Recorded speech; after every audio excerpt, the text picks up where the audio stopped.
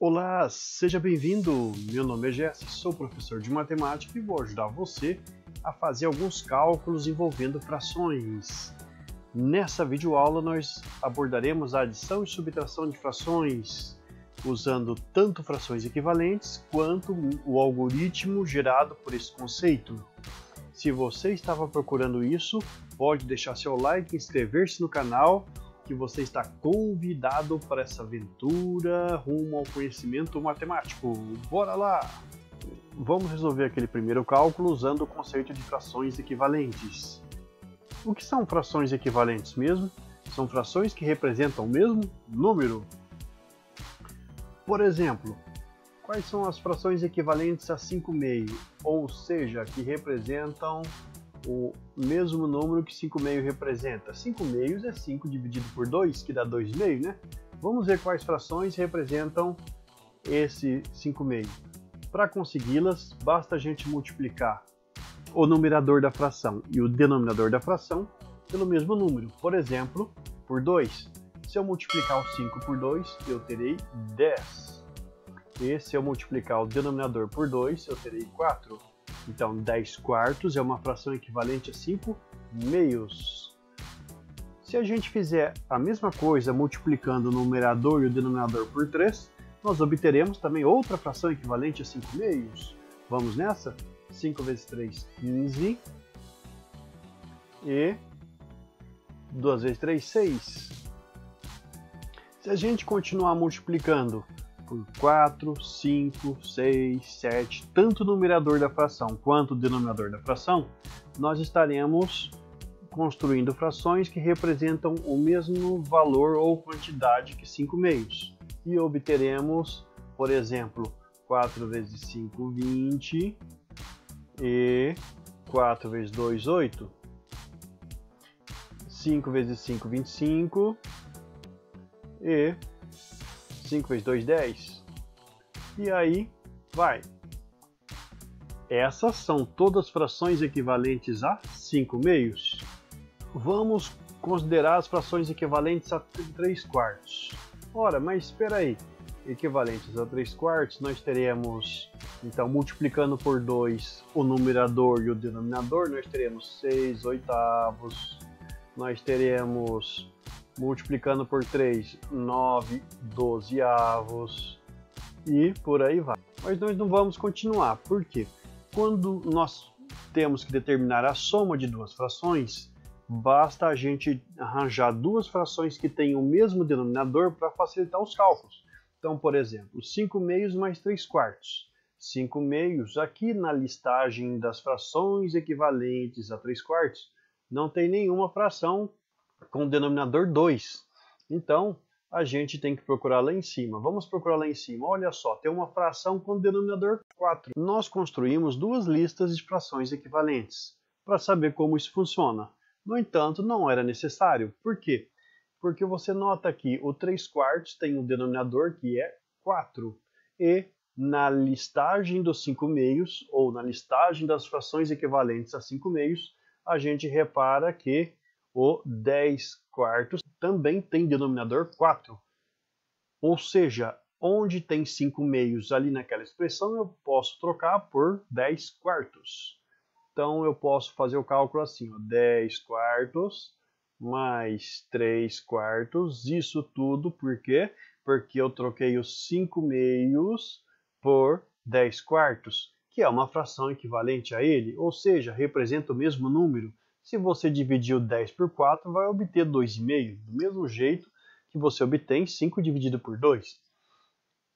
Agora, usando a ideia de que se eu tenho duas frações com o mesmo denominador, basta somar os numeradores, eu terei 13 quartos. E pronto, a resposta está dada. Essa é uma maneira de se resolver tudo isso. Agora nós vamos resolver esse mesmo cálculo usando o conceito de frações equivalentes sem fazer listagem de frações. Você vai entender que se aqui eu tenho 4 e lá na fração inicial, que é 5/2, eu tenho 2 na primeira parcela, e eu quero transformar aquele denominador em 4, basta eu multiplicá-lo por 2. Então eu faço assim, 2 vezes 2, e eu terei 4. Só que se eu multiplicar apenas o denominador daquela fração por 2, eu alterarei a fração. E eu preciso de uma fração equivalente a ela, ou seja, eu tenho que multiplicar também o numerador dela por 2, e eu vou fazer isso. Então, 5 vezes 2, 10. E agora eu tenho 10 quartos, que é equivalente a 5 meios, que eu tenho que somar com 3 quartos, que eu não vou mudar porque ela já tem o denominador 4, que coincide com o denominador da primeira fração. Logo, basta a gente manter o denominador e somar os numeradores. Esta é outra maneira.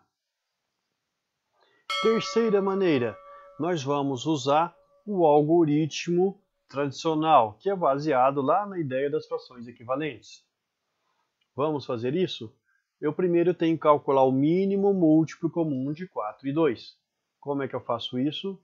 Eu coloco os dois números separados por vírgula, desenho aqui uma linha vertical e começo a dividi-los. Bom, os dois são pares, eu vou dividir por 2 inicialmente.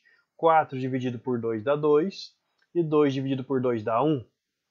Eu ainda tenho aquele 2 para dividir. 2 eu vou dividir por 2, que vai dar 1, com aquele 1 que já tinha finalizado os cálculos com o 2 perto da coluna. Eu terei então que apenas agora multiplicar 2 vezes 2, que é 4. Em outras palavras, depois que eu conseguir 1 e 1 ali embaixo, é só multiplicar os dois números que eu obtenho 4. Esse é um algoritmo para se determinar o mínimo múltiplo comum de 4 e 2, que a gente chama de MMC de 4 e 2. Nesse caso aqui vai ser 4. Bom, existem outras maneiras de se fazer isso? Tem. Você pode calcular os múltiplos de 4. Quais são os múltiplos do número 4? Quais são eles? São 0, 4, 8, 12, e aí vai, 16. E os múltiplos do 2, que são 0, 2, 4, 6, 8, e por aí vai.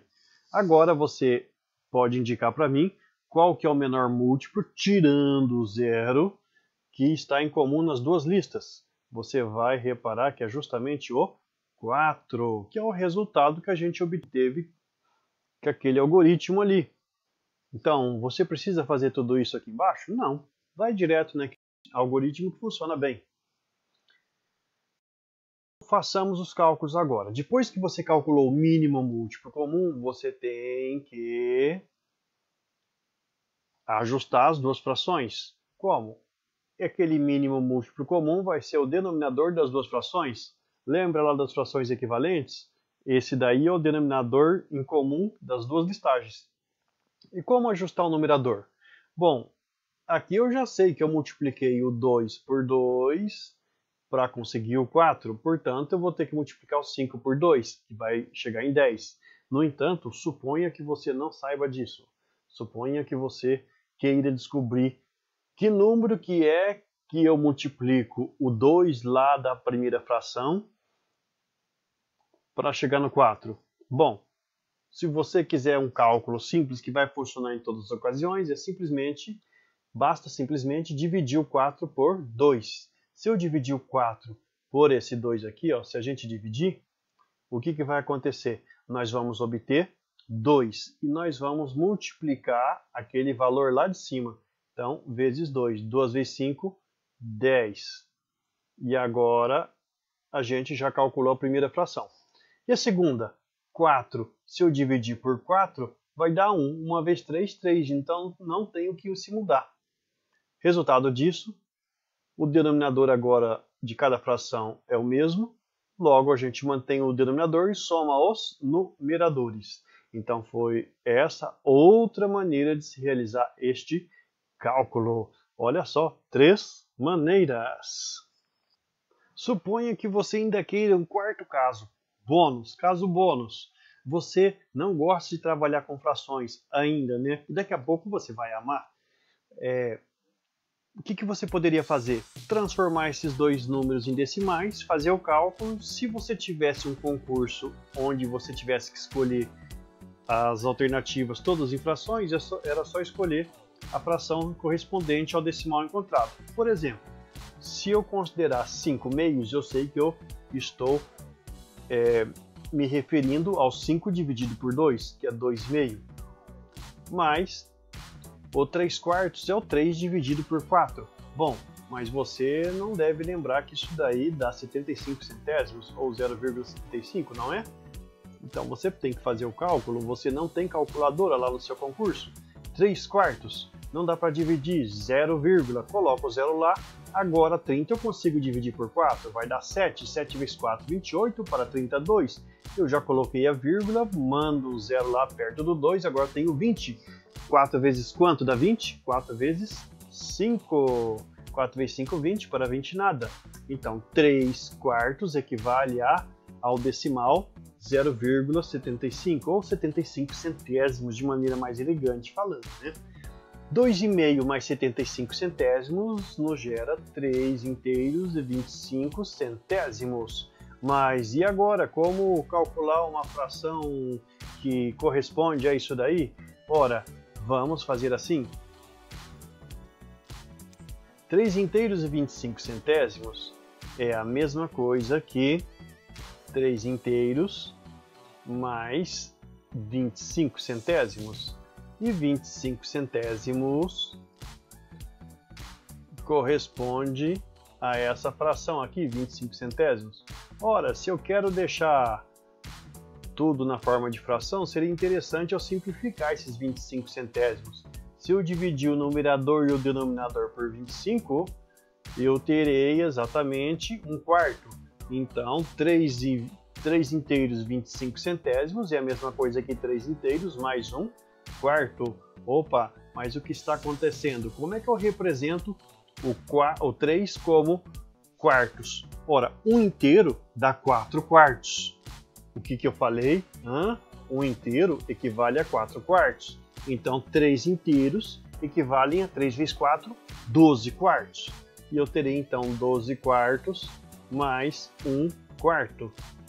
Em outras palavras, eu tenho 13 quartos como resposta do exercício. Tem mais maneiras, mas só que vamos parar nessa daí, senão vai longe. É isso aí, espero ter ajudado. Se você gostou dessa videoaula, deixa aí seu like, compartilhe com seus colegas e você está convidado a inscrever-se no canal e participar dessa jornada fantástica pelo universo matemático. Até a próxima!